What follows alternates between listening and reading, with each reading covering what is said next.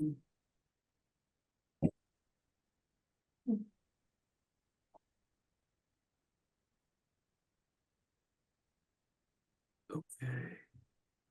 See, I had that everyone was going to be able to make it tonight, except for Courtney.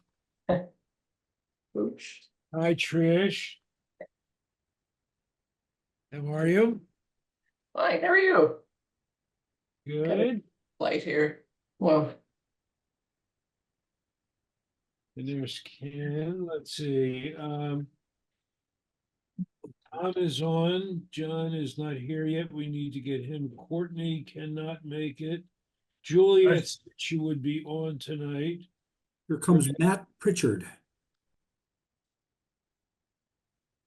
Oh, Matt Pritchard is invited as a Yeah, board member for IT, who John Jablonski recruited. Matt, welcome. Hello. Welcome, Hey, Matt. as a very important guest. Good, and Emily is here. Hi, Emily. Hello. 2, 3, 5, 6. Okay. Hi, Emily. Hi, Freds. Hi, Trish. hi. Hi, Ken. Hello. Okay,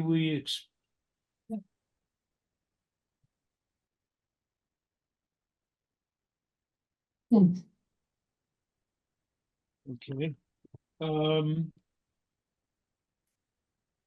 Well, let's see. It's just 1 minute after. I'll take the pleasure of calling the meeting to order. Ken, you've got the minutes and we're recording. So as part of my announcements, I want to say that the board has accomplished a lot in the last few months. We've succeeded in recruiting an editor for Calafia, put through a dues increase. And yet we have a considerable amount of work ahead of us. The announcements I want to make are that we have just received an email this evening from Emily, which we'll get into in just a second, announcing her resignation for health and personal reasons. And then we have under new business the item about structuring of the dues. We definitely need John Fleming. Hi, John. And I just got a call from John Fleming, and I will call. I'll go ahead and forward that to you, all right? Thank you. I appreciate that. Sure. Okay, did someone just get a call from the Flemings? Yes, Tom, could you send the link again to John? yeah, hold on. Okay, and Emily, we want to extend to you thanks for being a member at large, and we're sorry that to receive your resignation. Any comments that you wanted to make at this time? Yeah, I just want to say thank you so much for inviting me to the board in the first place and for welcoming me to the club. I have really enjoyed being here and wished I had the opportunity to talk more. I'm still going to be at all the meetings I make. I still want to write articles for Calafia with Eleanor now joining, and still plan to be heavily involved as much as I can. I just felt that for the responsibilities of the board, I couldn't balance that with everything else going on currently. So yeah. Well, we understand how those are, and the door will always be open for you. Thank you.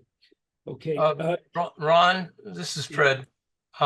Could you see that I get a copy of the agenda? I did not see that in an email, and I'd like to be able to post that to the CMS data repository. I'll forward it. I got it. Okay, thank you.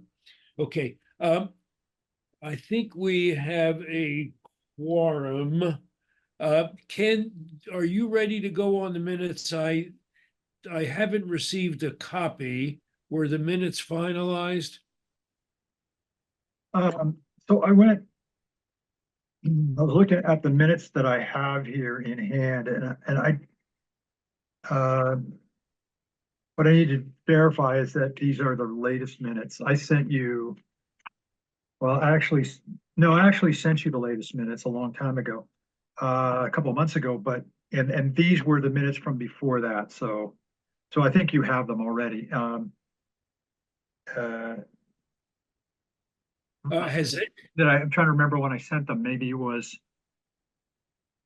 at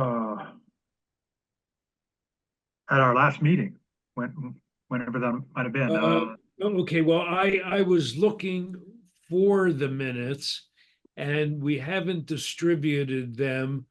So I'll take the prerogative of the chair to say, could you send all those sets of minutes around and we'll approve them at the next meeting? Okay, Okay, all right, good. So let's move, and John's here. So John, if you're warmed up, would you start with the treasurer's report, please? Sure. Let me just catch my breath. Yeah,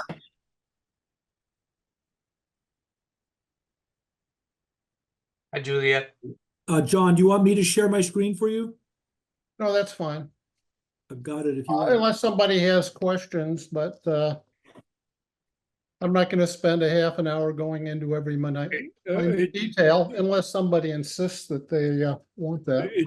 John, while you're warming up, let me just make sure we have our guests introduced. So Fred Alda, everyone knows, and he is a guest because of our agenda item on a membership. And Matt was recruited by John Jablonski as a candidate. So Matt, would you like to introduce yourself? Absolutely. Hi, everyone. My name is Matt Pritchard. I'm actually a relatively recent member of the California Map Society. I joined about a year ago. I live in San Francisco. I've spent about 25 years in sort of the product management technology field, working primarily with consumer brands like The Gap and Williams-Sonoma. So the technology space is something I'm very comfortable with. My interest in maps is very generalized, not an academic, but and not a big collector, but just have a fascination with and lifelong love of maps, and really excited about what CMS does, and have been to the meeting last year, and we'll be at the next meeting in a couple of weeks, I think. Week. So, yeah, looking forward to it. Very Welcome. good. And John Jablonski spoke to you about being a candidate for the VP for Technology. He did, yeah. We traded a couple of emails and spoke a little bit about what the responsibilities are therein. It all sounds sort of well within my capabilities, and happy to serve and help out. Great. Yeah. Great, thank you. So now I don't see John Jablonski on. I'm going to see if I give him a call while John Fleming does the report. I did read John's report, so I'm going to double task here. Okay, and what I'm gonna do is just cover the high points.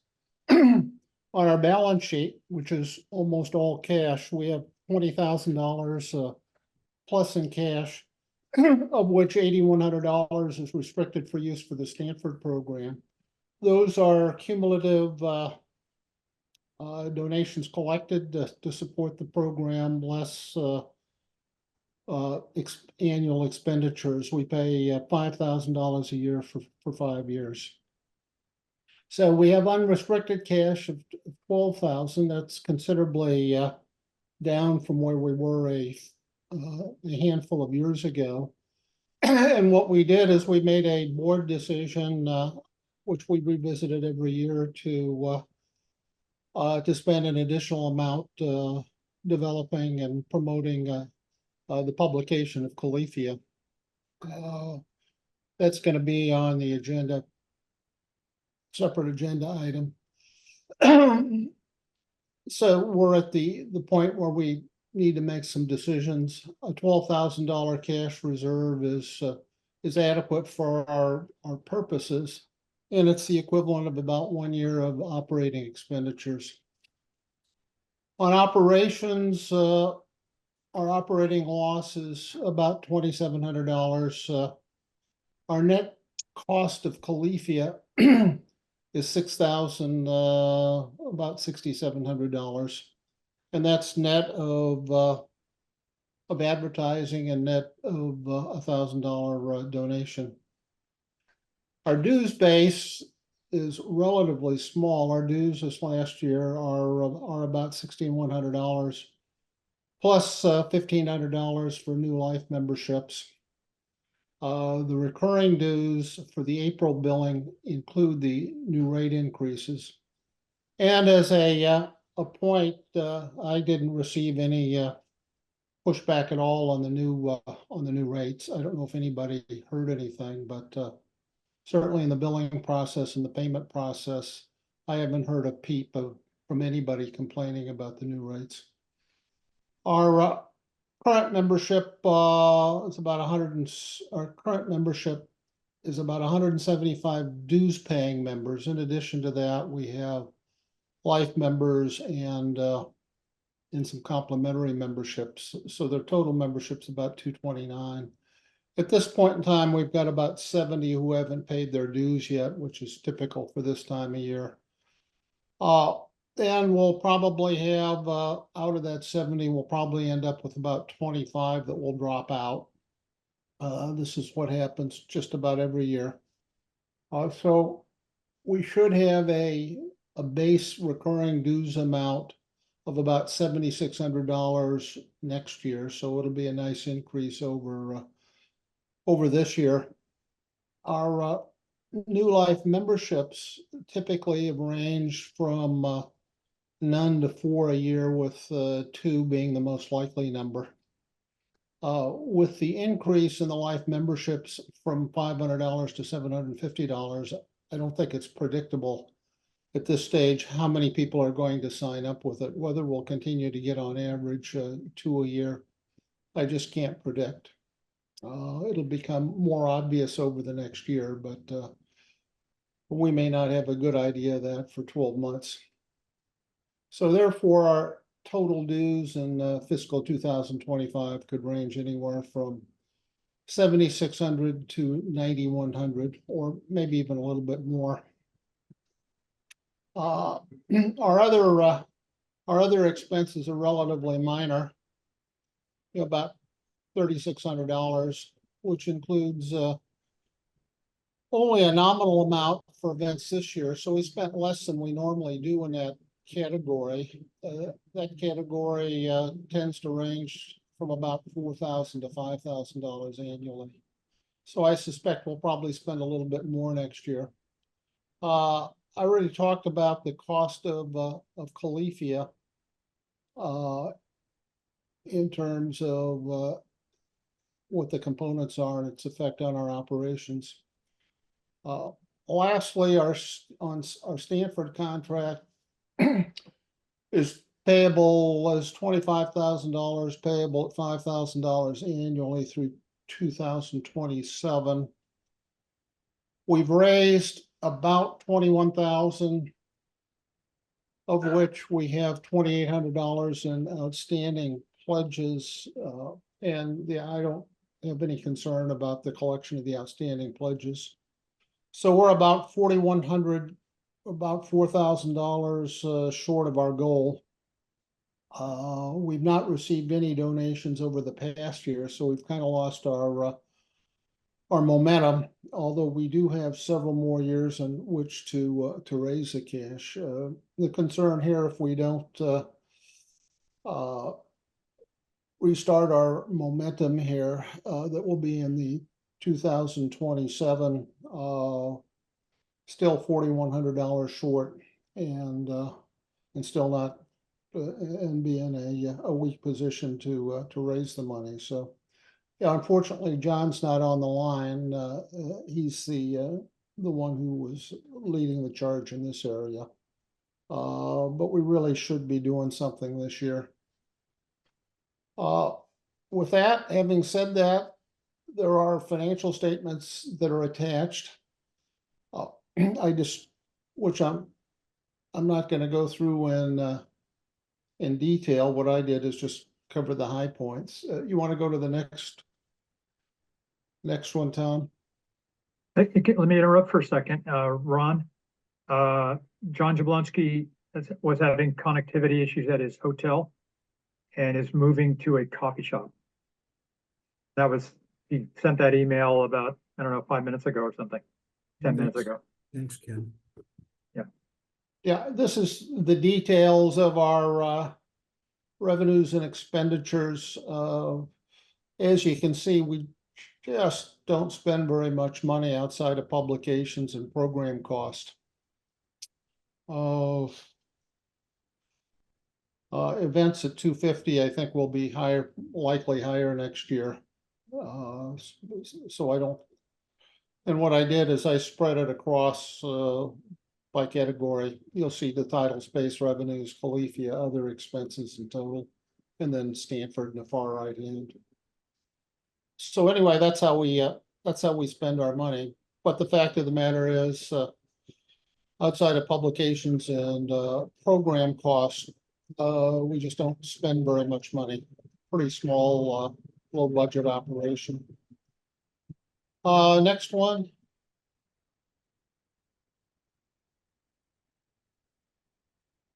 Yeah, this is just our donation status. Ron, I did get a check from you in the last day or two. So that's consistent with what I described before. And next page.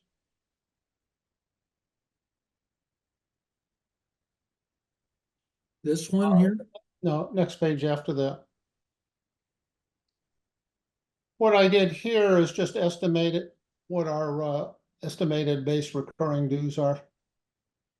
This is the $7,600 I referred to previously. So our next year's dues, base dues, may be around 7,600, and then it depends on whether we have any new life memberships as to whether it will be higher than that.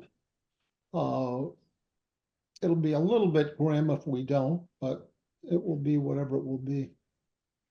And I think John, that's have it. we gotten life membership dues payments every year in the past? Every year. May I ask a question Sure. regarding the non-paying people? Have we ever tried to go after them and ask them to pay? Yes. And what's the story? Why aren't they paying? Well, because they get the bills and they set it aside and they forget about it. It's no more complicated than that. There'll be a group of them that won't renew their membership, but it's mostly that. It includes different people. Some of it's the same people, but some of it, and they just forget. You know, I send out a handful of reminders, and then at the end of the year, we go through, give them one more chance, and if they don't do that, then we cancel their membership. Does anyone call them or reach out or encourage them at all? Yeah, once in a while. But I'm not gonna, but I gotta tell you, I'm not gonna make 70 telephone Right. calls. So Right. ain't gonna happen. Right.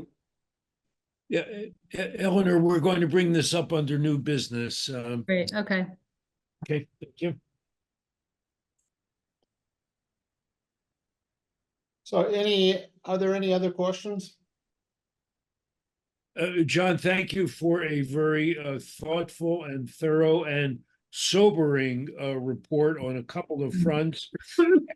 One of the other major items we'll have to take up is looking forward to funding of the printing and mailing costs for Calafia. That's on the agenda.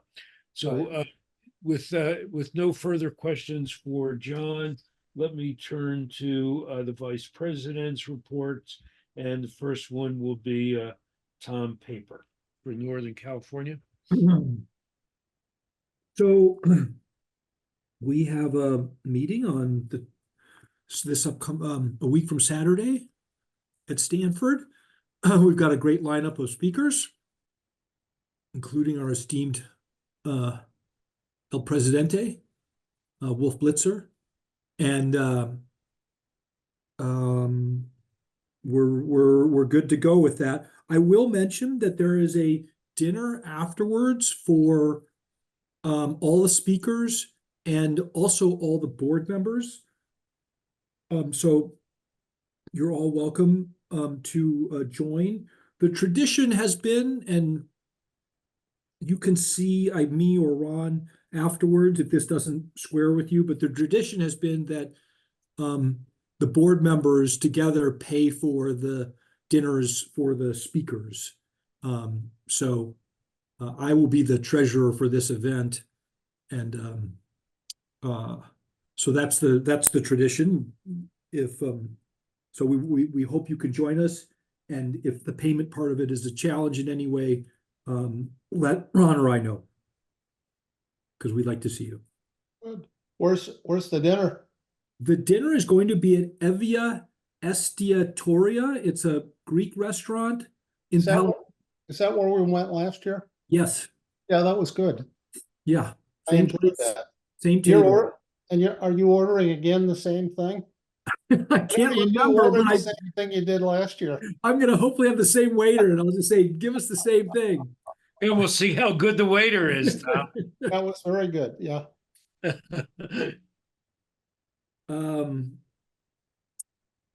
I think that's the main thing. I do want to mention that we had a great BAM meeting. Thank you, Juliet and Len, for hosting.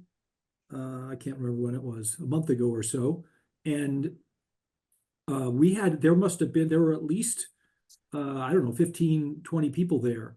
It was Yep. great. And I got to say, as much as I love technology, it was wonderful to not have technology at the meeting and just share things the old-fashioned way. We're planning on another meeting and I guess I wanted to take a straw poll here. Hold on, I'm gonna do a show of hands. The dates are, this is gonna be at Walter Schwartz's house in San Mateo, Fred? Yes, And it's either gonna be Saturday, September 21st or Saturday, September 28th. And I think Walter would prefer the 28th, but he'd do either. Just want to make sure we're not running into the high holy days. I don't even know when they are, but Thank I you for think checking on that. clear. I think we're clear for then. Rosh Hashanah is October 2nd. Okay.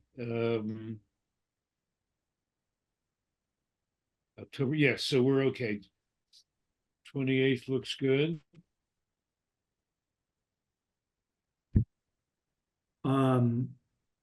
Juliet, do you think you guys will come? Will you be around for that?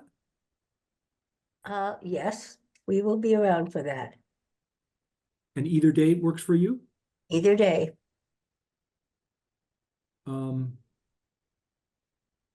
this Fred will be there. And Fred 1 or Fred A?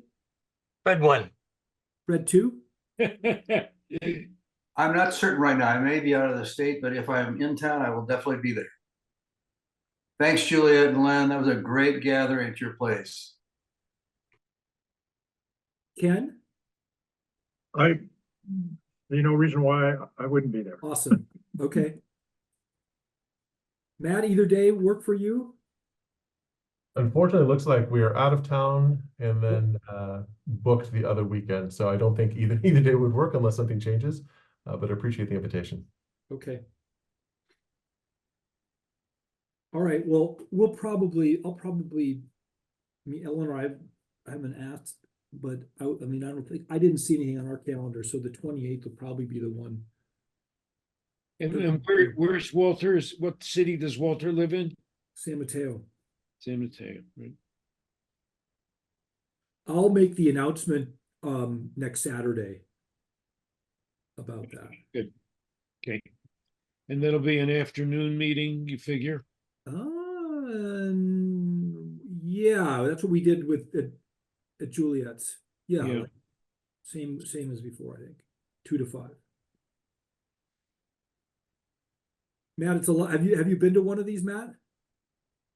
No, I haven't been to one yet. Looks like I might miss this opportunity, unfortunately. But this is just the Bay Area group. Is that correct? Yeah, yeah. It's a old-fashioned show and tell, Matt. I love it. I love it. I'm looking forward to getting to one at some point. Good.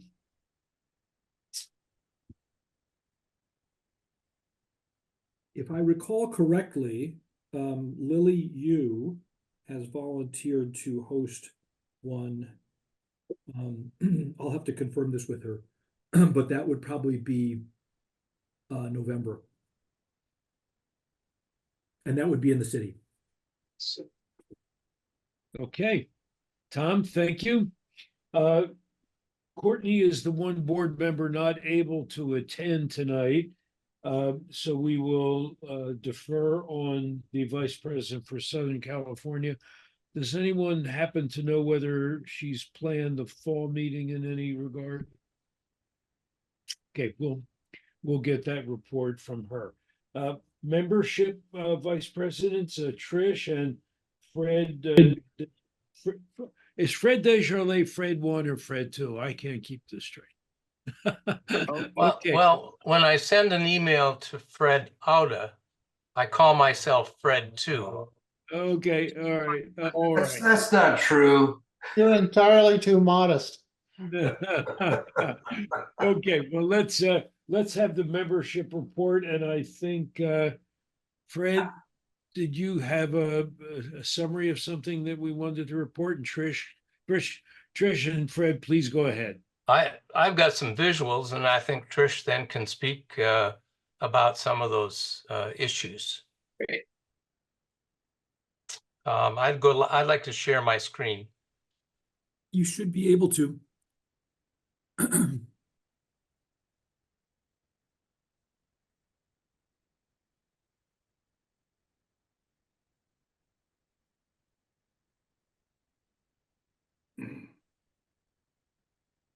Yep.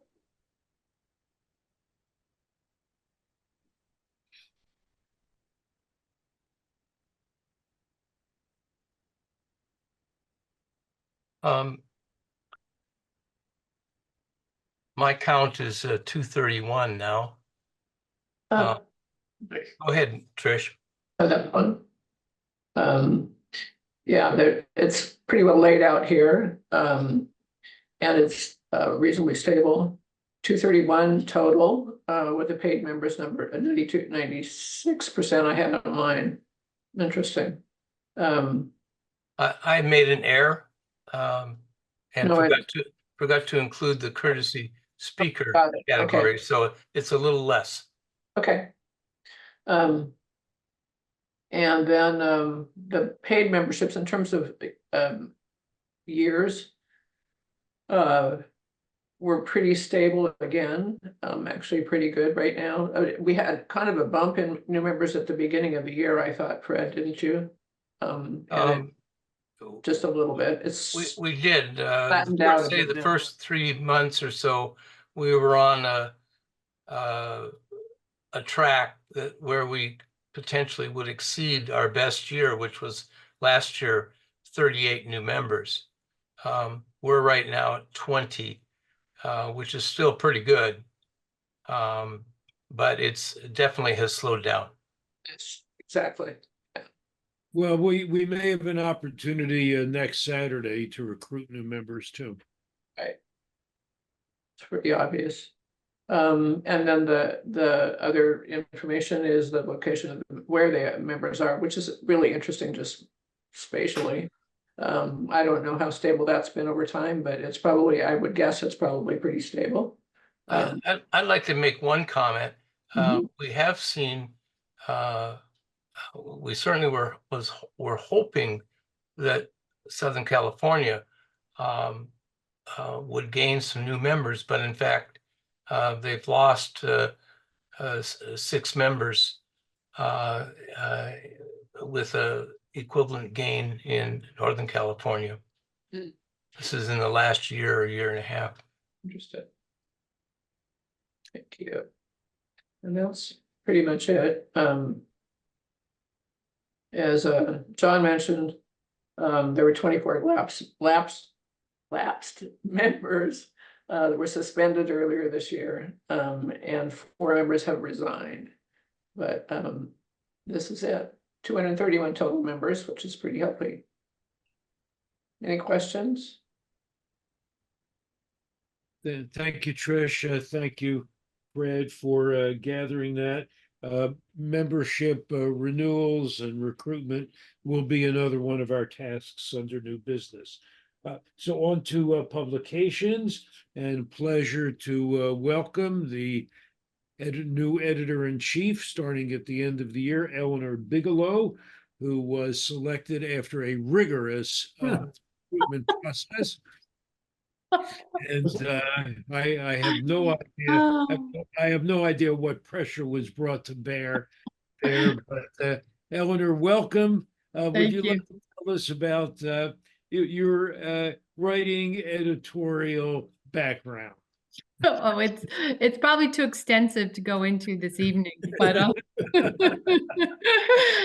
but I'm happy, eager, and excited to work with Fred. It'll be hard to fill Julia's shoes, but I'm going to do my best.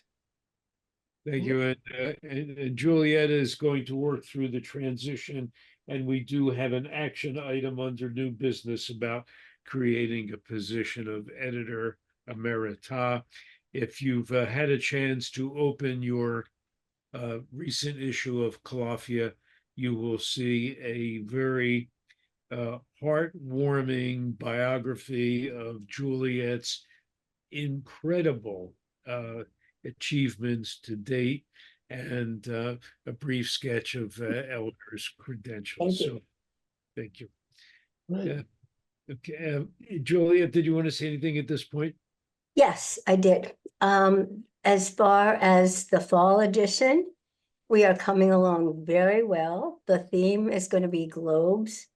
And the 3 theme writers are Leonard, Nick Canis, and Chet Van Duzer. And their articles are already in. And Fred is doing his usual absolutely amazing job with layout. We have a lot of different people doing very different things. And I hope that it will be a wonderful fall edition. That will be, as we know, my last edition. And I think that I should be resigning my position on the board so that Eleanor can become vice president of membership. So I will do that. And publication, I'm sorry, not membership. And this will be my last meeting, and Eleanor will be taking over in the spring. I just wanted to say in leaving that for the past 10 years, I've kind of walked the world with Calafia always in the back of my mind. And it's been an incredible experience for me, because wherever I go, if I see something or I hear about something that I think would be of interest and would be good for Calafia, I've explored it, and it's been fantastic. I've learned so much. I've met so many interesting people, and Eleanor, you're going to have the best time. You're going to really enjoy it. Fred and I have been copying Eleanor on a lot of our correspondence, so she can kind of get a feel for what's going on. And hopefully that's been helpful. And I'm eagerly awaiting to see where Calafia goes next. And that's all. Thank you, Juliet. Juliet, I put a screen up. It indicates that we're still doing. We're making slow progress on our advertisers. we, and thanks to Ron, we picked up a half-page advertisement for his new novel. And we also have picked up a new half-page ad for Real World Globes. And that came from Douglas Rogers, who runs that company down in Southern California. Great. A wonderful website. I've already looked at it, and it's going to be a great ad for our spring edition, which is geological maps. His Real World Globes focus on geology and environmental issues. Just a wonderful connection. So real happy to have him as a member of the society and an advertiser. He may also want to do an article or two. So looking forward to that. Wonderful. Great. Thank you. Any other items from publications?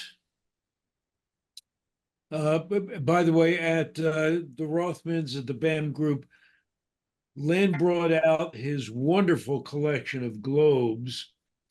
I suggested that he give away one of them as a door prize, but that was not accepted. But they were just marvelous, marvelous, marvelous. Great, thank you. I don't see John Jablonski yet on the screen. Has anyone seen any further emails from him? He was heading to a Nope. coffee shop. Okay. Well, we hope that he will get here. Okay, in the meantime, we've already covered other meeting. We've gone over BAM and GLAM. We're going to defer. Tom Paper, do you want to say anything about the Calafia editor search? We've already revealed the results. About, sorry, The Calafia editor search? our search is over. Yeah, did you want to say anything about the process? You mean the vetting process? I'm not sure what you're getting at, Ron. Okay. Eh, You want to show say us the- something about it? Tom, show us the thumb screws. What? Show us the thumb screws that you use. Yeah. I've gone to great. See my arm? Twisting my arm behind my back. All right. Well, so we'll thank Tom for leading the search, and But wait. Now I do want to say something because this has happened more than once. Let's be clear. Eleanor has chosen this entirely on her own, entirely. And I refuse. I went to great lengths to tell her you do not have to do this. I'm looking forward to it. So for the record, for marital harmony. okay. I actually, well, I don't know if this is the right time or not, but can I talk about the membership and the attriting members? That was that subject, or is that coming up? Oh, it's coming up. Okay. All All right. right. So we're going to move now to old business, and when John Jablonski gets on, we'll have to go back and get the elections figured out. Under old business, we have Fred Desjardins' item of an advertising editor. We haven't moved on that. Fred, did you want to say more about that? It would be handy to have one, but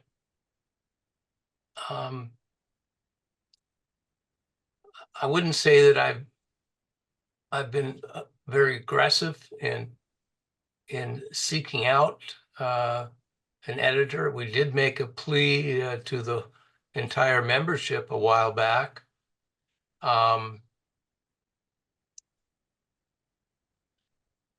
I think we should just remove that from old business and and come back to it at some future date. Right now, we're in pretty good shape on advertising. Okay, thank you. But you could take some more, right, Fred, if we, We could certainly do some more. In fact, I'm very happy about the full page ads. We probably have more full page ads than the Portland has. we got Barry Ruderman back. Yes, nice job.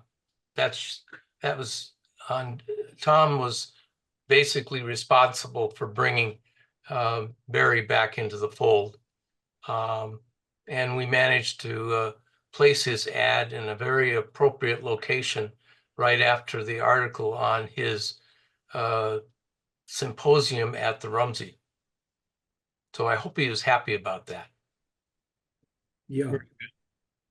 Good job. Kudos to Tom. You know, the other one that I'm gonna try to get is Daniel Crouch. I've made a couple in the past, made a couple of tries at Daniel, but You have? no success. Okay. What is the circulation, Fred? We printed last spring, I think we printed 275. This time around, we printed 260. Okay. All right. Well, now we have two real business items, and these I'm actually going to take them out of order a little bit, and let's go to the editor emeritus status and the Calafia masthead. We wish to recognize the decade of leadership and creativity of Juliet, and there has been discussion about giving her the designation of editor emeritus. We want to codify this by a motion of the board, and I would now like to entertain a motion to that effect. So moved. So move, Tom. Second. Second, Ken. Is there any further, is there any discussion about this? I think we've extended our kudos in verbal communication and in written communication. There's been no one like Juliet and able to take Calafia to its present status. Okay, may I have a vote? Let's see, the guests are not voting, but may I have a voice vote of those in favor of this motion to bestow upon Juliet editor emeritus? Please signify by saying aye. Aye. Aye. Any opposed? Carries unanimously. Juliet, Thank you. Thank you all for the honor. And I promise to stay involved as desired and as needed. And glad to continue to be a part of Calafia. Thank you. so now we've got to work on two agenda items, and the first is membership development. The background is that obviously dues and paying members are a major source of operating funds. We would thrive with more members. I think after the Washington Map Society, we are the second largest in the country. But we would like to get into an even healthier position. We had a discussion over a couple of meetings about how to do that. And Fred Alda was very instrumental in coming up with a strategy. We've had some interim discussions. Fred has created a worksheet. I think Tom has those. So let me turn the microphone to Fred and ask him to give us the story. Sure. I think the basic strategy is it's easier to get a lapsed member to come back than find a new one. So the least expenditure of energy is to try and recontact those who have not renewed and to make sure that we're not, that we put up right up front, we're not asking for a contribution. We're interested in their view of the Map Society and how we can better serve them. I did a script. It's not really a script. It's an outline of questions that are oriented towards our understanding of what their interests are and how we can better serve those. Can you put that up on the screen? Did you send that to me? It was right as an attachment to the minutes. Oh, all right. Hold on just a sec. Sorry, I didn't let you know about that in France, Tom. That's all right. I'll find it.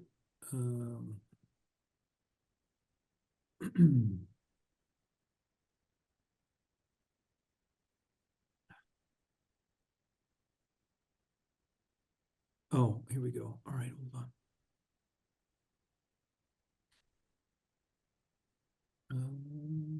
And just so I know, Fred, what is your position? With the organization, you mean? Are you in charge of membership? I don't know what position you are on the board. Oh, I'm not on the board. I'm just a volunteer. Oh, okay, Yeah, Fred is a guest. great. And I have a Thanks. background in nonprofit marketing. So I volunteered to do a draft of a membership survey. It emphasizes the fact that we don't want these last donors to think we're calling to hit them up for a donation. And the main thing is to try and spend a minute before we make these contacts, understanding what kind of call IU would like to receive from a nonprofit that you already like, but you just haven't renewed the membership. The idea would be that we divide up the list of lapsed members who haven't renewed their membership and do some, send out a notice that we'd like to talk to them, not about a contribution, but about their interests. And I've outlined what that set of questions might be. Could you drop down to the next page, Tom?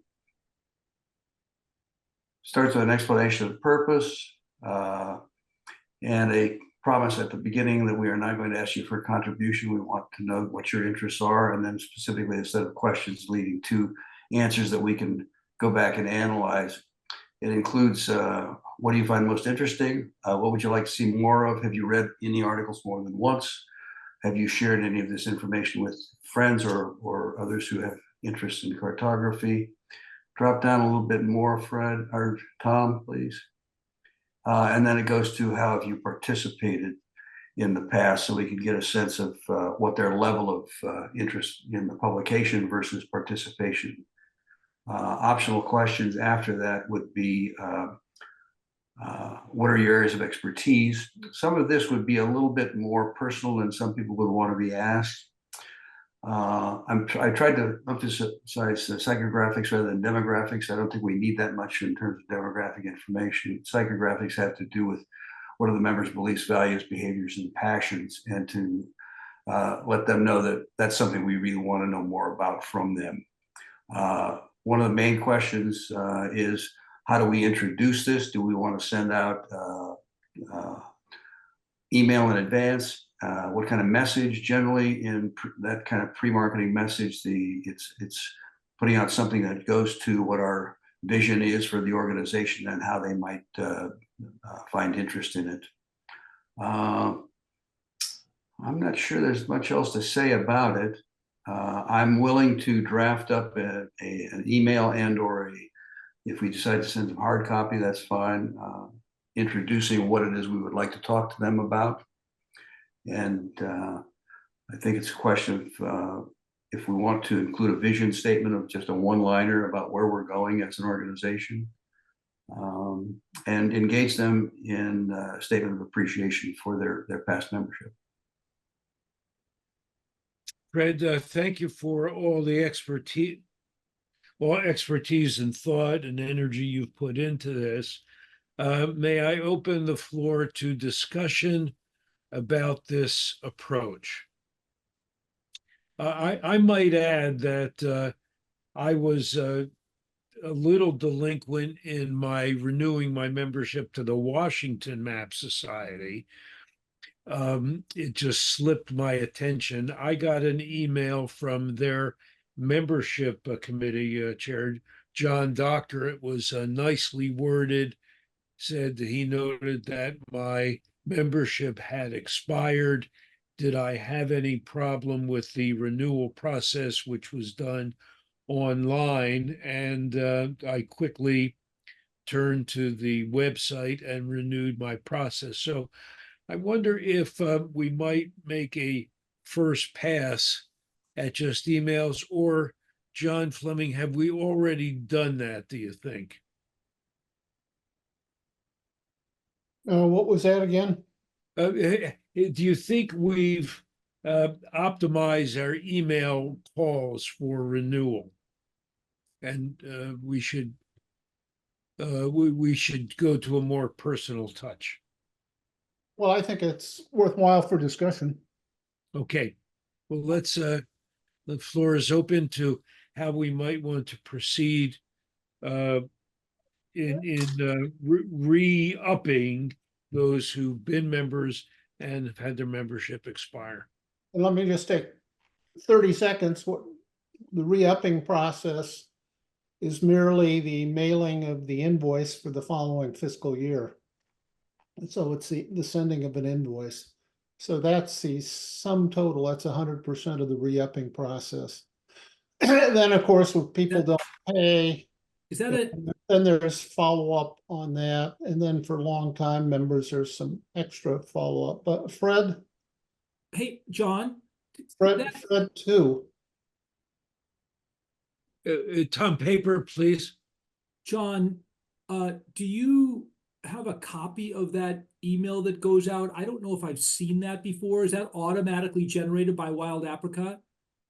It is. So if you're I think you're a life member, Tom. Right, right. Now, Eleanor, I think you're a regular member. Yeah, I haven't seen anything. Well, yeah. And that's the problem we have, and that's why we don't get responses, because all of us, when you look at emails, I don't know about the rest of you, I assume it's the same case. I get inundated daily with those kinds of things. So what happens is our emails tend to get a little buried, which is one of the reasons that we have to go back. But I can send you what a copy of the bill looks like. Does the I'd email like come to from the see Map that. Society, or does the email come from this Apricot group? Well, it comes from Wild Apricot is the system we use, but we generate it. They process the information that we put into it, and then they send out a Map Society billing. So it's not a Wild Apricot billing. Wild Apricot is merely the system that generates it, sends it, and it also has the collection processing capability and the ability to handle credit cards and things like that. Hey, Ron, was the email that you got from John Doctor generated by their system, or did it look like it came directly from John? I don't recall. I'm going to look that up now. I mean, that one of the things that occurs to me is that that we might be that if it's possible, if they don't pay off of the first invoice that's generated by the system, that it's at that point that the next ask comes from somebody that knows that person, based upon how we went through that exercise with all of our members to have a contact, right? Who's the person? And that I know how to reach Eleanor Bigelow to ask her to pay. Yeah, We'll twist around for that. the email that I got was from John Doctor, who Personally, a personal email from John Doctor, right? yeah. I mean, I think that will raise the level of attention to folks who might be sliding past and not waiting until we've sent 2 system emails or 3 system emails, but getting them sooner. Yeah. So in fact, there was a system email, and basically John forwarded that to me with Yeah. a personal note. Tom, I'd like to agree with you completely. The more personalized and more relationship based we can start out with, the stronger the response is going to be. Mm. And we went through that sorting exercise where people actually took a list of names that they would be willing to call. So yes, that's definitely the case. I really like your approach, Fred. May I ask a question? Yeah, Yeah. Matt, please. Yeah, forgive me if this has already been asked and answered, but does Wild Apricot not have an auto billing capability, or has that been explored? Where payment credentials are already on file and we could automatically bill, assuming people have opted into that or not opted out of it at the very least? No, we have that capability. In fact, we have capabilities in there we haven't used yet. Okay. Let me say something about vocabulary. I'm philosophically opposed to Apricot's approach to using the word invoice. These people don't owe us anything.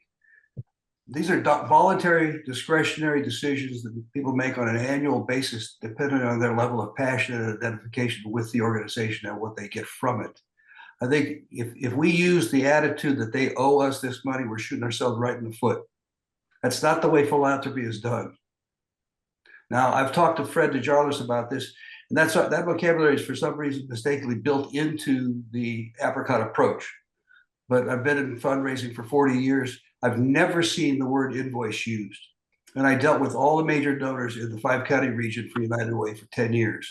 I never saw that attitude or that vocabulary. So as a caveat starting out, let's use vocabulary which acknowledges that this is a discretionary decision and we are here to serve their interests. Red points well taken.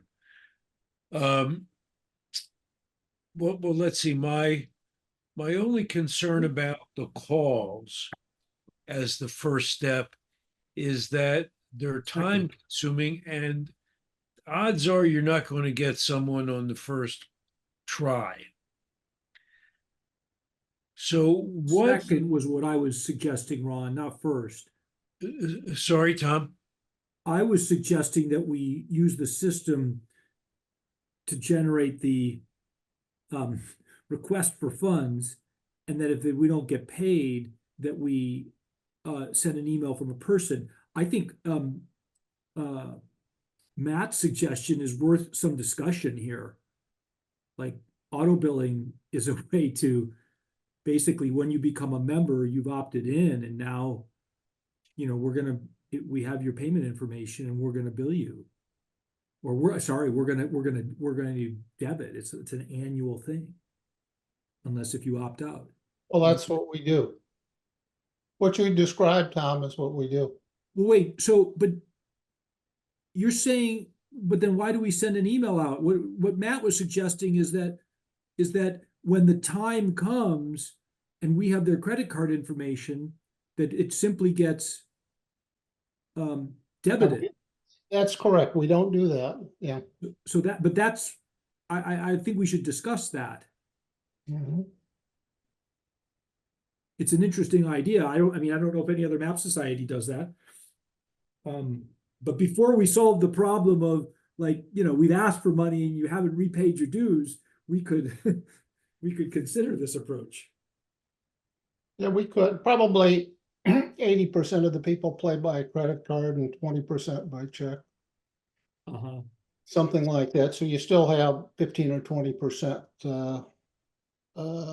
You've got to go back to them and ask for something. I'd suggest we not do that first year with new members. Because we're being presumptuous that they want to make a long-term commitment, and that's not the nature of decisions from new members. I would suggest we consider the automatic credit card option once a renewal has occurred and there's demonstrated loyalty by the person having demonstrated that, yes, I'm interested enough, I want to renew my organization, and then present the option of the automatic payment. It's about cultivation. It's not about getting their money. Yeah. And once they demonstrate some kind of loyalty by having renewed, that's a statement of a donor who's already identifying at the next level up with the organization. Can I ask a question? When somebody joins the group, is there like a outreach letter, welcome, we're happy to have you? Do we send out any sort of thanks for coming to our meeting letter. I mean, how are we communicating with our members? It's a welcome letter that's sent as soon as they join. And in addition to the communication that is sent automatically by Wild Apricot, when a new member comes into the system, I write a letter to that member, and I include a copy of the most recent Calafia. Now, I think considering our financial situation, we need to rethink that. That perhaps it would be better for us to send a link to a PDF rather than, spend, well, $15 or so each time. Almost $4 for mailing the journal. Yeah. And the journal production cost is almost $11. Maybe we just can't afford that at this time. Are you sending extras or are you printing new ones for new members? Oh, no, it would be impractical and inordinately expensive to go back to the printer and have short runs made. So occasionally, if I run out of the extra copies that I have printed, I'll go back to my archive, and I maybe have 20 or 25 copies of issues that we've published in the past. And then I explain to them that we've run out of the current copy, but here's a copy that was published in 2022. Okay. So we are not under the gun for membership, but we would like to increase our membership. So I have an idea, and it's built on Tom's idea that we send out a note from the system. Can we include Fred Auda's survey questions in there and see what kind of response we get? And then if we don't get much of a response, follow that up with personal emails. The board would divide up who they would like to send the emails to, or should we just go right to having personal emails come from members of the board with the survey? I'd like to strongly suggest that wherever we have a personal relationship, we work that.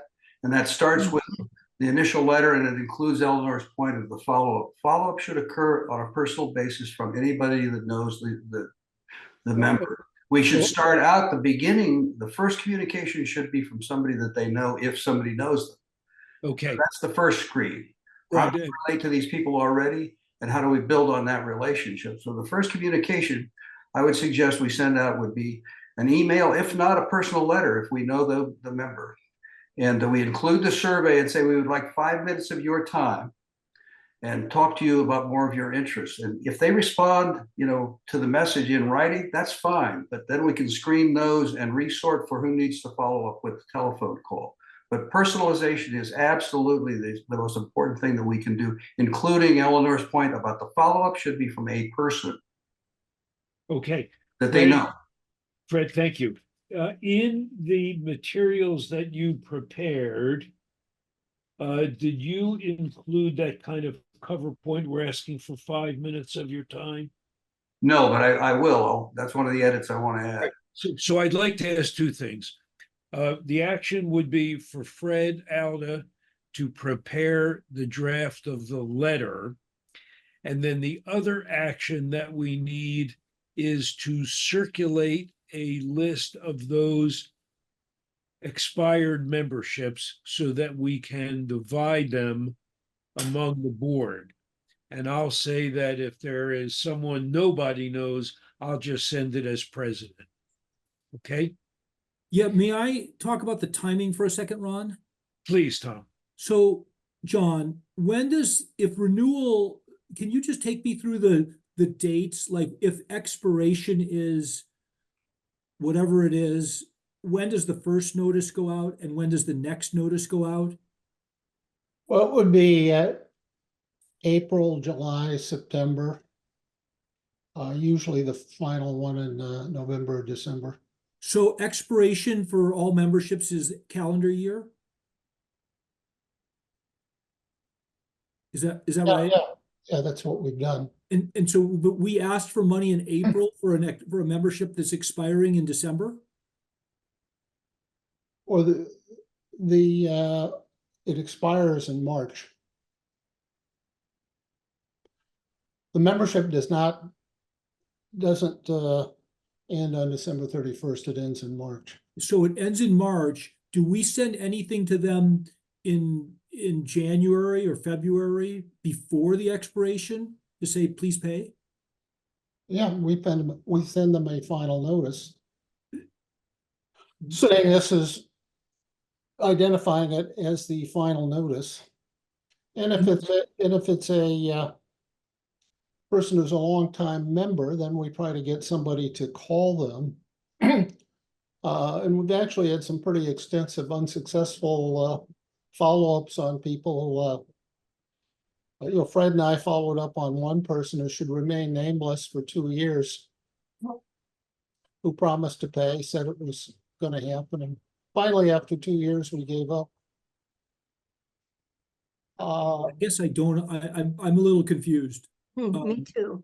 If expiration is March, so when does the first notice to repay go out to a member? It's April. I don't understand. Why would you send it in April when the expiration is in March? Like they don't, how does it get, like I would never know to repay unless you tell me to. Don't they get it some kind of bill in January or February? Well, the bill goes out in, traditionally we sent the bill out in April. Can we stop using the word bill? Sorry, I'm Fred. sorry, that's me. Let's start this on the right foot. What do you call it? Don't owe us anything. I want to clarify one thing. We do have donations, but the dues are meant to cover the cost of the organization, and we provide services to the members for those dues. So those dues aren't donations, they're the cost to support the organization. That's the wrong philosophy from the start. But if your dues are due in March, wouldn't you let people know in December, January, February? All I'm saying is that additionally, we sent the bills out usually beginning of April. The what? The beginning. The what? The renewal request. The We sent request. we sent the notice out, and that, we can change, we could send it out at any time. That's what probably the membership is kind of used to at this point in time on the cycle. And then we get a whole bunch of people that pay within the first 2 or 3 weeks, and then it kind of sloughs off, and then we have to spend out. Okay, but I mean, sorry, this doesn't make any sense to me. Forgive me, John, but like and Ron, I guess I'm looking to you here. Like, it does not make any sense to me, and I think some of my fellow board members are nodding their heads about this. When something is due it's going to expire in March, you need to tell that person in December or January, hey, please pay. Like State Farm tells me 2 months before my insurance is due that, it's coming up, not once it's lapsed, then everybody's going to lapse. What? So John Fleming, is it possible to make that shift for the first request for dues notices? Yeah, we can move it up. Okay. Move it up a bit. There's nothing wrong with that. But people, just because it goes out in April versus February, say, doesn't mean that people automatically are not gonna pay. Yeah, okay, it would just help That to has nothing to do with their ultimate payment. What it does do, it has some effect on the timing of the payment. right, exactly. Now, That's what the issue is here. yeah, now the second question is, if we get a new member who joins in November and they pay the full annual dues, does that only carry them until the end of March? Well, we have a September cycle. We have two cycles. It's a September cycle and the March cycle. Probably 85–90% of the people are on the March cycle. Okay, all So right. we can, you know, we'd gone through that, and Fred and I had gone through it way back before. Somebody just becomes a member, and 3 days later, they just pay their dues, and 3 days later, they get another invoice. Okay. Any further questions to John Fleming about the technical aspect of this? Right. I don't have a technical question, but I do like the idea of linking renewals with what's available in terms of benefits. And I think strategizing around late year messages before the fall issue goes out with a message that says, we would hate for you to miss the fall issue, please renew, so that we link the benefit to the response. And I'd say the same thing for the spring issue. To Okay. create interest in the benefit, we have to acknowledge them that they might lose it, not in a negative or threatening way, but just say, we've got an exciting issue coming up for this year in the spring, and we hope you will renew soon. Yeah, And do the Okay. same thing in the fall. We link the benefit to the behavior. That would get my attention. makes sense. Okay, Fred, thank you. So to Fred Desjardins, to Trish, how many expired memberships are there that we're talking about? Roughly. Ones that were not canceled, I don't know.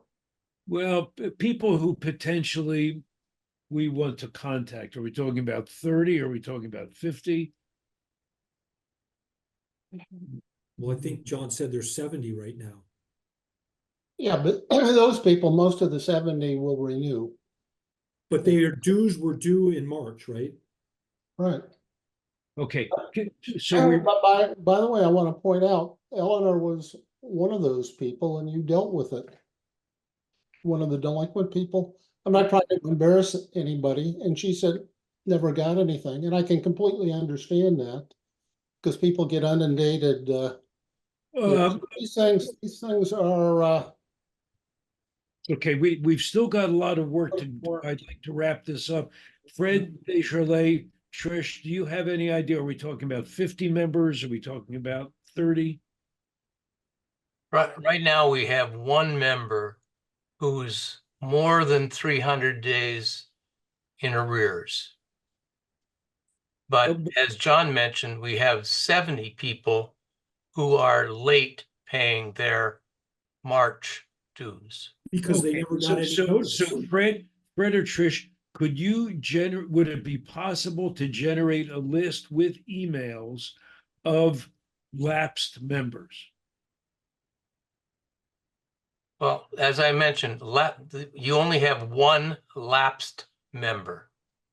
Okay, well, how And about that's the way Wild Apricot defines that, as somebody that is, I think it's 305 days late. but how about those maybe going back 2 years or so? Because Just for the note, just for the record, I didn't know I was delinquent, so I will pay that tonight. I apologize, but I mean, this may be part. This is maybe No apologies. No I mean, apologies. but if I don't know, I'm out. then the Tom chances took are care very of it. high someone else doesn't know. Tom, I dealt with Tom. Tom took care of it. I followed the procedure Okay. that all of you were suggesting that I should follow. okay, so I'm trying to wrap this up. Do we know those individuals we want to approach who are currently expired or expired within the last 2 years? Those we want to give the Fred Auda approach to. I have a list with emails of the 24 or 25 members that we suspended, Yeah, that John Yusuf suspended earlier this year. Right. I do have a list of those. I don't have a list that goes any farther back than that. Okay, so suspended, I'm sure that's going to cause a seizure from Fred Alda. But, But are those? Thank you, thank you. Are those the 25 members former members we'd like to get back? Those are the most likely, is that right? Yes. No? And Okay. and last year, I sent communications to the maybe 30 members. I sent emails, and out of the 25 or 30 emails I sent, I got one response. Okay. So clearly emails don't work. Tom Paper. Ron, those people that Fred, I believe the people you're referring to are more than 305 days late. Right? Yes, they were. Okay, I mean, I'm not as concerned about those people because that's like long gone. I'm much more concerned about the 70 that we're supposed to pay in March. And like, we want them on an ongoing basis. And Ron, it matters to me whether it's February or January or December. Like, I think we need to dial into that process and be very clear about, like, hey, it's December. Please Okay. start January. Like, it's really important. Got it. Okay, so let me make a suggestion. 2 steps. Number 1, Fred Aldo will craft a letter. It would come personally from a board member, and it would include, we need your time, we need your input, please pay your dues. And then Fred, or can John Fleming get together with Fred Desjardins, get a composite list of the 70 who haven't paid their dues yet, plus the 25. We'll circulate it to the members of the board. Everyone will sign up to contact, and then we can send these requests out. Is that? Now, let me point out one thing. I've done this before, and everybody looks at the list, and that's it. Okay. But this time, if Look, I'm, I'm happy to commit to calling 20 people right now, okay? So let's just make this happen. Mhm. All right. Let me ask a question. Is there a way to program Wild Apricot so that it sends out a Fred out a letter to everyone 2 months before they joined, no matter what month of the year that was? Sounds Anyone? like a question. Matt, you've only been on the job for a minute here. Do you have the answer to that question? I'm sure we can figure it out. Okay. All right. So, Eleanor, thank you for volunteering. Fred, Alda, are you able to get that together in the next week or so? You already have most of the stuff, right? Yes, I can have that before the 29th. All right, This is a cover letter that we're going to send to those who haven't renewed yet, right? Right. And Yeah. that, and then Fred Desjardins, how do we get this composite list of the 70 plus roughly the maybe 25? Oh, we Do you- already have the 70. Huh? We have the 70. The 70 are all in the system. All right. Well, Now can we have you? a system that, like any of these accounting systems. All right. And that how do we? details. How do we find that list so that we know who to sign up and send emails to? Oh, I press a couple of buttons. Can you I distribute? mean, no, I can distribute the whole list. That's not an issue. Okay. That's all out there. It's identified, and it takes a minute or two to generate the list. That's it. Okay. Does everyone understand what I'm suggesting? Is everyone agreeable? Sure. Mhm. Okay. So we'll get the the draft from Fred. You can personalize it any way you want. On that list, decide who you want to send the personalized email to, and we'll see what happens, okay? I'll do two versions of it. One, which is relationship based, where we already know who the renewal is being called from because there is a pre-existing friendship. And I will write one for the kind of calls that Eleanor has volunteered very bravely to make, which is to the blind calls. The other thing I want to mention is in direct marketing, there's an old rule. It's easier and cheaper to get a lapsed donor who's been lapsed for 2 years than it is to get a new member. Right. So as frustrating as it is, it's the more efficient way of approaching lapsed donors who are past due by 12 months or more. Right. And John Fleming, on that list that you'll distribute, will there be a way where someone can check that they'll make the contact? You mean the email address or a telephone number? Well, could you put a column that I'll put my initials next to the half dozen or so people I'll contact? Or a dozen? Can you Yeah. do that? Yeah. Yeah. I'll see what I can download here. Okay, good. All All that right. information's out there. I just have to figure out. Thank you. Okay, now, it's time to move on, and now we want to go to the other very meaty issue, and that is funding for the printing and postage of Calafia. John Fleming has outlined what our deficit is because of the expenses of the print and the postage. Fred Desjardins, do you want to give a summary as to where we are about costs? Well, yeah, and I'm speaking just as a visitor to the board. I'd like to see us, as a first step, investigate and poll our members as to how many would prefer PDF versions of the journal versus mailed versions. I want to see that before we make a decision, say, on a bifurcation of our dues structure, where we ask people that desire mailed issues to pay more money. Okay. I'm wondering.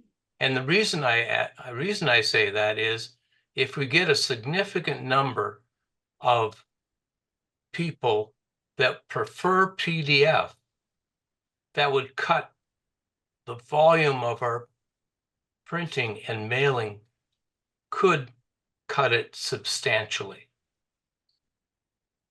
There's a minimum though, Fred, right? There's a minimum that you need to print out or cost cut off. Oh, I don't think that's a big issue at this point. It's not like we're talking about 1,000 run versus 5,000 or 10,000. Fred, I wonder if we can try to make this an efficient process.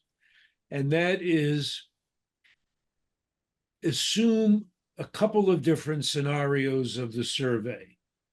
One is a quarter of the people want electronic, half the people want electronic, 75% electronic, and then decide what we're going to do with that information.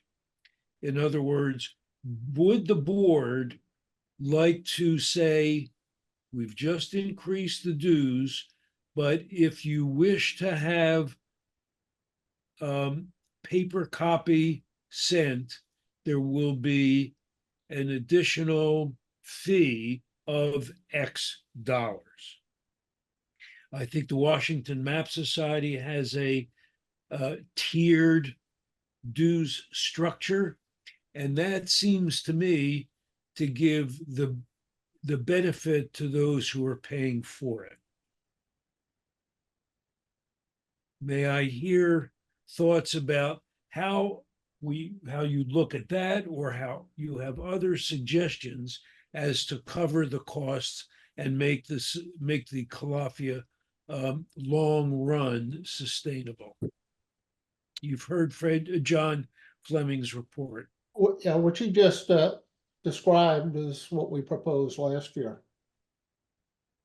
Yeah, So, you know, you almost need a two-pronged approach to get our arms around this thing. I did make a stab at this, Ron, and developed a chart and just basically guessed, made what I think was an intelligent guess on how many people would prefer PDF versus mail and what the financial conclusion would be with Right, that scenario. And Well, I could show you that right now. If you can, basically what I'm looking for, Fred, is what would be the premium in dues if someone would elect to have a paper copy? Is it $15? Is it more? Is it less? If you could bring that up, that'd be great. It I don't probably think- depends on the number of people who sign up for it, right? That'll either make the cost go up or down. Question, has the magazine ever paid for itself, or have we always been in debt making the magazine? We've always been in debt.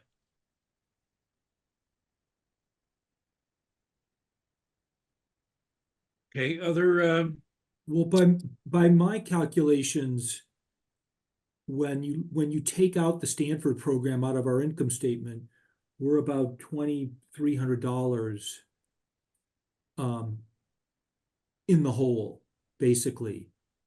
That's what the cost is of the magazine. to Okay, us. I put the chart up, and I think the important area of this is to look at this column.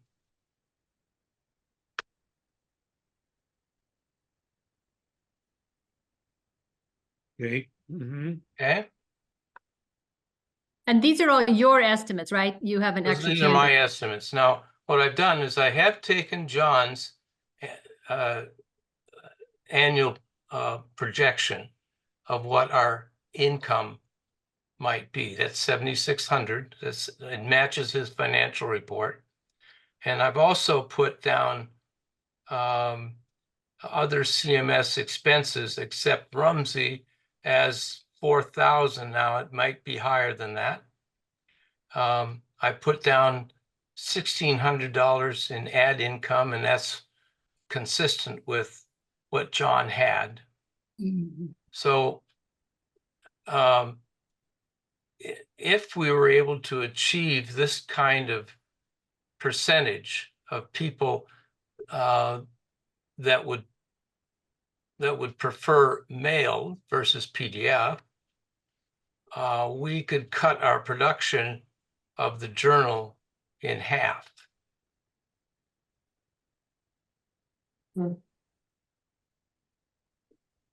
With the Okay. result that we could, it looks like from my chart anyway, you could eliminate the deficit. Without any premium in dues for That's those. without any further adjustment in dues and without a bifurcated. You mean we're gonna keep structure the on the same due dues. structure? We're just gonna say, do you really want your printed copy? And you're estimating that 40% of the biggest chunks are gonna want. Yeah. Does anyone have a comment about Fred's very thoughtful estimates?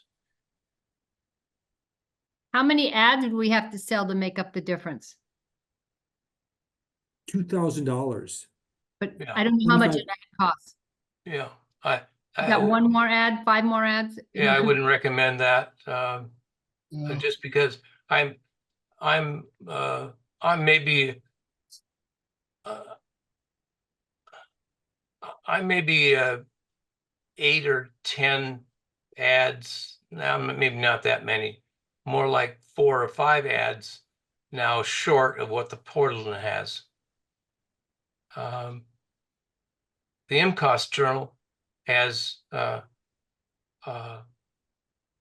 least 50% more ads than the Portland has. And in my mind, that denigrates the Journal having too much advertising. Even if it paid for itself? I think the Portland ad ratio is about right. So Fred, as I'm looking at your estimates, if more than 40% of the members choose to get mailed, then maybe if it's 50% or 60%, then we're still going to run a deficit.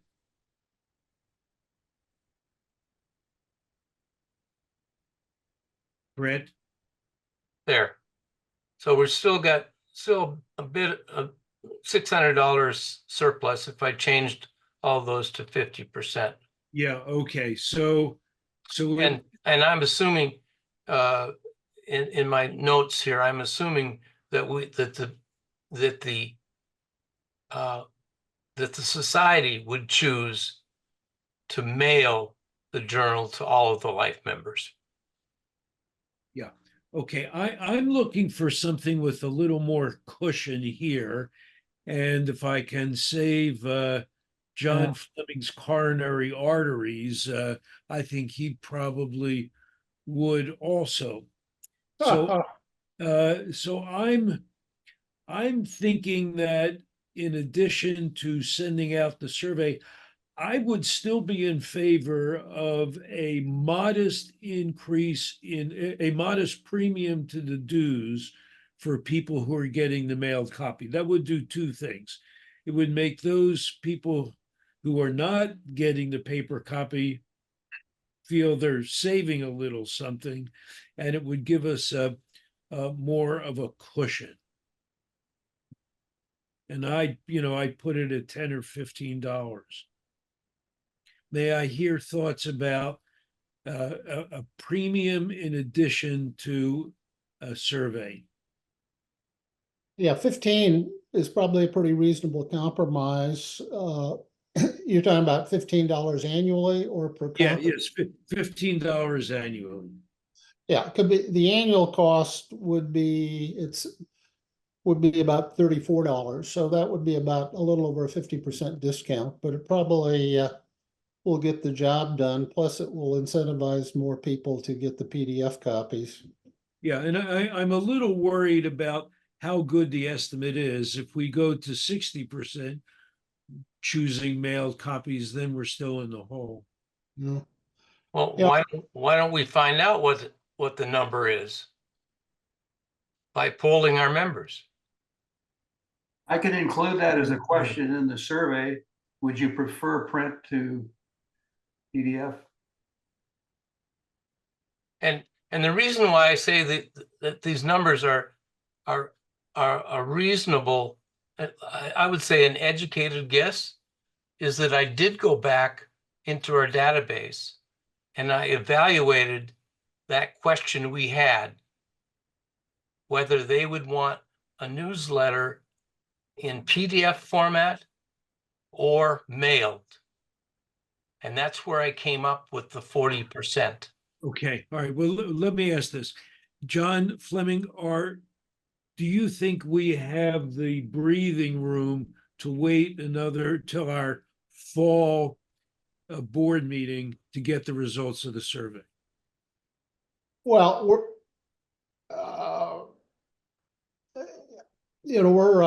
right there on the edge where our cash reserves are in order to operate comfortably. We go down much further, and then we end up in a hand-to-mouth operation. So we probably could, but boy, we're cutting it pretty tight at that point in time. Okay. I We want lose I want operational efficiency. Yeah. I want to speak in favor of financial accountability here.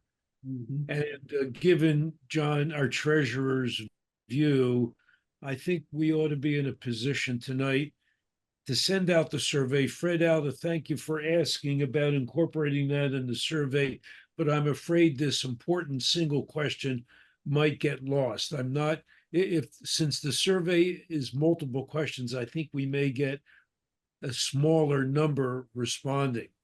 So I'd say send out a very simple question, single to the membership, seeing what response we get as to paper versus electronic copy. Take that, and I also like to suggest that we consider a motion to have a premium to the dues of $15 a year for those getting the paper copy, starting September. Or when would we be able to start it, John Fleming? Well, we don't actually have to increase the dues. We could ask them to, well, probably dues means just one interaction, so yeah, I'd want to think that through. Okay, all right. Because then we end up with this screwy due schedule. Yeah, okay, so we can, We just raised our dues, right? Pardon me? We just raised our dues. yes, We just raised our dues, that's And I correct. thought that was part of the reason that we did that, Yeah, that's what I have in my notes. that we did that specifically to address the question of Calafia. Well, if we did that, we did a bad job. Because that wasn't adequate to cover it. I had a whole different perspective of that, and Ron and I had some interaction when I asked him about putting out the dues and yeah. incorporating. Tom, are you having misgivings about having a premium dues for the journal?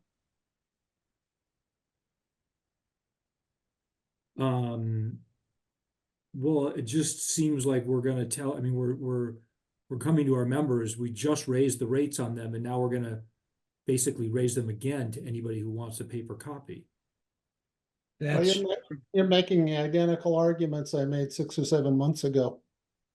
Why And by don't the way, you were in the meeting when I made the argument 6 or 7 months ago. I don't know what that means, John, like, I mean, Well, it means that if we're going ahead, my preference was we get everything done at once. Which yeah, is the point you're making, Tom. It would be better if we're going to increase, increase these amounts from members, if we just do the whole thing at once here, rather Okay, than a pretty substantial dues increase, albeit no pushback, and then coming back to them a second time. But we are where we are today. Can you explain to me, John, our cash situation here? We've got $20,000. Right. Yeah, but of that 20,000, 8,000 of it we can only spend on Stanford, period. So we've got That's not 12,000. available to be spent on current operations. 12,000 is, 8,000 is for Stanford. 8,000 is for Stanford, and then 12,000 is for other stuff. Is for our operation. So that's why I come back and say what we've got is a cash reserve of $12,000. And also in the context of where we are in the size of our organization, $12,000 is an adequate cash reserve. So we're staring at a loss this year of 7,000. Yeah, part of that is, the big part of that is Stanford, because we had, because the donations were, most of the donations were the year before, and we had some payments this year, but it's 2,000, about $2,700 is our operating loss. So it's a 2,700 compares to the 12,000. Okay, you take Stanford out of this loss here and it's $2,700 roughly. Right, it's $2,700. Then also, that doesn't, you can't automatically assume that that's going to be the base, and we'll just assume that next year will also be 2,700. I don't know if we'll have any life memberships next year or not. We may well. We do have a $1,000 contribution to to publications to Calafia. I don't know whether that will continue indefinitely. But $1,000 is a big number to the 2,696. And John, what's our obligation to Stanford beyond 2024? Well, we paid 10,000 and we have another 15 to go. So it's 5 this year plus 10 more after that. yeah. So we've got 8. 27, so it's 27, 26. This would be 25, and we have 3 to go. Yeah. Okay, so Tom, what is your suggestion?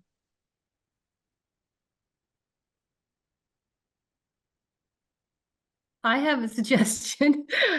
Could we renegotiate with Stanford? If we can't do that, what if we went after our delinquent members? I didn't even know I was one, so I'm guessing there are more out there that are delinquent like me.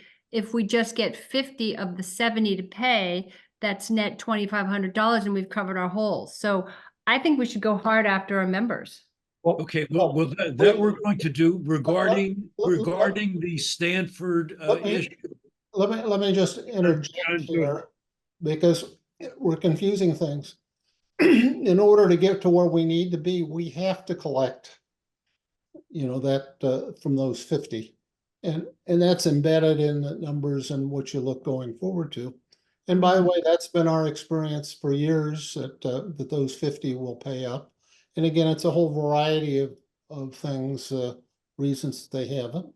And you're assuming we won't get 25. And I'm assuming we won't get 25. And people drop out for a number of reasons. Some people move. A lot of our membership is getting pretty old. Some people die. And then you have a group that have just lost interest. Okay. So it's a combination of things that causes that. Eleanor, to fill you in, the obligation to Stanford is not binding. They're not going to bill us if we don't. The verbiage is we have an intent to make this, and we have another $4,000 to go over a couple of years. We will probably make that. Let me get back to Tom. Tom, you were asking. Let me just say one thing to make it absolutely clear. Stanford is irrelevant to this topic because it's funded entirely differently. Yes. Unless we really screw up, it will not affect operations. Now, if we do, then shame on us, but Tom, did you want to make a suggestion following your questions to John Fleming? Tom? No, I'm here.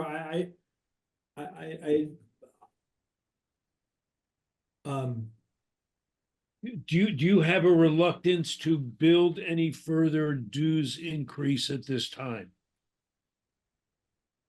And a dues increase specifically pegged to getting a print copy of Calafia? Well, I mean, you're presupposing that we're you're implementing a solution. I'm a little hesitant to act when I guess I didn't know that this is where we were gonna go today. Okay, how about if we do this? Well, let me. Tom, Yeah. go ahead. I don't know. I mean, I guess it's not like the bank is not going to get broken by, it sounds to me like we've got $12,000. And so we're not going to run out of money this year, and maybe not even next year. Seems to me like we should be understanding why, how many actually want a PDF versus the print. I guess I'd kind of like to hear from you. Okay, so I have a suggestion. If Fred can work on a single topic, a single question survey, so that we get a high response rate and get it back quickly. Let's get those data, and then we'll have to have a special board meeting to specifically address the issue of funding Calafia. Okay, would that would take care of Fred? I mean, Ron, we have, I mean, again, it's March that everything renews. So our timing here, isn't it like, are we gonna have any meaningful impact by deciding today versus by November? Well, there are other alternatives. We can handle the $15 as a separate charge. It doesn't have to be called dues. It can be a separate charge. Can, By the way, Ron, that's Ron, I'd like to make one comment about the $15. right. Yes, The Washington Map Society for the regular members charges $65. And they publish 3 issues a year. You're proposing that we charge $70 and we only publish 2 issues a year. I don't see an equivalent value there. okay, all right. I think we definitely need to think through a lot of the detail. And above all, we need to get the information in your proposed single issue survey, Fred, and then we will not be able to resolve this tonight. And we'll have to have a quick special, well, a focused special meeting. Can we have that as a motion? Sure. Mhm. Yeah, so moved. Second. So moved that we, so for Ken, we have a motion that a survey will be sent out focused on the single question as to whether members want a paper or electronic copy. Then when we get the results of that back in short order, we'll have to have a separate focused meeting of the board. And Fred, when do you think you could have that ready to go? So that's 3 letters before the 29th? No, I'm sorry. Fred Desjardins. Oh, sorry. I can have that in a couple of days. Okay, and it's a single thing. I don't think you need to give much lead time. Someone's going to answer that either right away or not at all. So give them a couple of days, okay? Yeah, I'll just use, I'll just do I'll make a new email template in Wild Apricot, and I'll be able to send to our entire base. Okay, and if you send that out, a provision would be that there would potentially be an additional modest charge for the print copy, okay? No, I don't think that should be in the email. You don't think that's going to influence anyone's decision? It's a different decision. Yeah, Okay, all right, let's just run it your way then, okay? Okay, I'm All not right. saying don't do both at the same time. I'm just saying, let's understand it as a separate decision. Fred, would you organize that Fred Desjardins, would you organize that any way you want? So we do have that motion. May I ask for approval? Voting members only, please signify by saying aye. Aye. Any opposed? Okay, that passes. We are now going to have to deal with elections. I've tried to get John Jablonski. We can't raise him by text, phone, or email. He did send an email out at 9:16 this morning saying that he had a plan as to what he was going to do. Now, he says that we have Matt Pritchard interested in being vice president for information technology, that he has me, Courtney, Tom, John, and Ken volunteering to stand one more time. Fred Desjardins is our bylaws expert. Can we send out a ballot with a couple of vacant positions and still be compliant with our bylaws? yes. Okay. Um, then I think what I will do is get in touch with Jablonski and tell him that we have to have that out. Now, how far before the meeting are we supposed to send it out? Required in the bylaws 10 days, so you don't have enough time. We have to give 10 days notice. Okay, that's 10 days notice. So we are not going to be in compliance with our bylaws, but my guess is that we should try to get it out as close as soon as possible, and we just won't be able to announce the results at the meeting. Do you have any alternative suggestions? You would have, if you wanted to comply with the bylaws, you'd have to send a notice to CMS members that there'll be a general meeting relating to the election. And then at that, the balloting then would be in a 10-day period prior to that meeting. I would suggest that you probably want something like 15 days just to be make sure that you're in compliance, because you want to be able to tabulate the result, put that into a resolution to be able to present that to a general meeting of the membership. Fred, I'm sorry, I got lost there. If since we don't have time to do it by the bylaws, what is the alternative process? You still have to have a general meeting at some future date. That could be by Zoom, where you provide the results of the election. After the 10 days. Yes, after a 10-day polling period. All right, and the poll, so that means we could send the poll out at any time we could send it out anytime, but then we would need to have a general meeting to give the results, right? That's correct. And can I announce that we would have that general meeting at the business meeting on the 29th? Yeah, you could announce the scheduling of it. Okay, I will do that. All right, so I need to get in touch with Jablonski and get him to get that ballot out. It is sad that we are in this fix once again.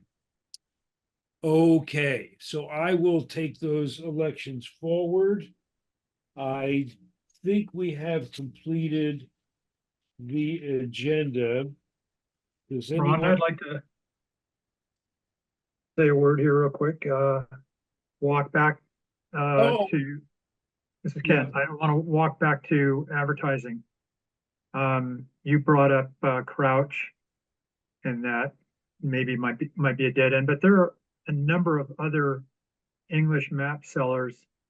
Altea is one, and the owner of Altea came to the Rumsey for several years back. And that's just one guy that I know of, but it might not be a bad idea to approach some of the other English sellers, booksellers, map sellers. Okay. And Matt Pritchard, I do not want to miss your point. Would you? So Matt Pritchard raises, if the print circulation decreases, what impact might that have on advertisers? Do we have any sense about that, Fred Desjardins?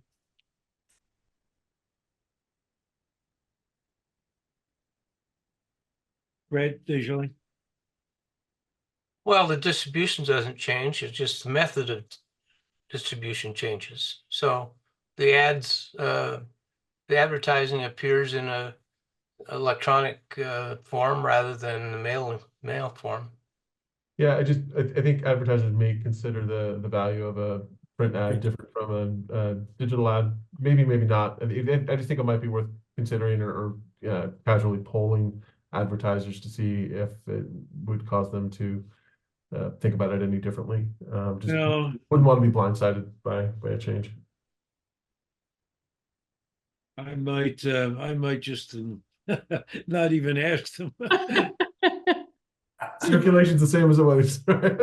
Yeah, we're asked for circulation, 275.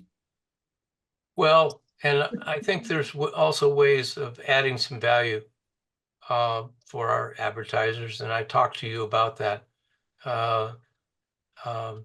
about creating a special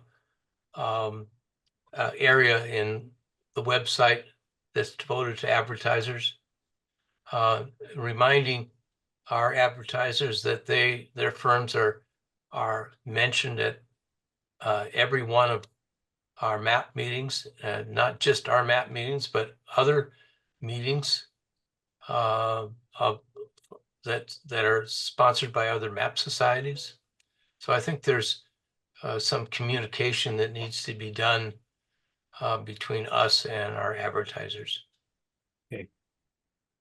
All right. If we can add a link to their direct business site, it may be more advantageous if someone's flipping through and can click on, they might get more eyeballs. I agree. Yeah. Yeah, in fact, maybe we could make more use of QR scanning. Yes. Okay, or even give a plug. I'm an advertiser, so if I could get a plug on the website or something like that, that would be good also. I might be able to arrange top billing for you. Okay, are there any other? So we've gotten part of our business done. I will get in touch. My homework is to get in touch with John Jablonski, get Good the luck. election cycle going at Saturday's meeting. A week from Saturday, I'll make an announcement about the special election. Thanks to Fred Desjardins for keeping us in tune with the bylaws. And we'll get the survey results, and we'll need to have a special board meeting. Tom Paper. I think you're muted, Tom. Tom, you are muted. If you are going to attend the dinner after the meeting on a week from Saturday, could you please email me or let me know now how many people will be joining? I'll be coming with two. You're two. John, you're two. Okay. You're one. One Ken. Eleanor, you're one. Wait a second. Wait a Oh, second. you're counting yourself. I'm one and you're one. Wait, and I'm glad it's not that. It's this finger still. Oh, hey! Is it possible for a volunteer to attend? You said it was for board members? Yes. One. Yes. Okay. I'm not sure. I have to And consult. Matt, you're a one. Yeah, absolutely. Love to join. Thank you. Mhm. And Fred, are you? Did I get you, Fred? Are you coming? I'll be going to the meeting, but not the dinner. Not the dinner. Okay. And Juliet, you'll let me know. I will let you know. Okay. Okay, so Emily, you can come. Emily? I can come to the meeting. I'm not sure about dinner yet. My sister might be visiting. okay, so Emily, thank you for serving on the board. Good health to you. Trish, thank you also for serving. And we'll get the elections rolling. And to everyone else, thank you for giving 1 hour and 58 minutes of your time for the California Map Society. Matt, welcome. Okay, thank you. Ron. Thank you so Thank much. you. Thanks, Ron. Thank you, everyone. Hey, Thank Fred Auda, can you stay on for a second? Can I? Fred Auda, Oh, Fred out. Sure. can you Okay, stay? everybody. Hey, Ron, good leadership. Thank you. Great. Good Okay. job. Good sensitivity on the vocabulary, Fred. It's important. You bet. Words matter. Okay, But we're gonna have fun with it anyway. bye. Good night. Good night.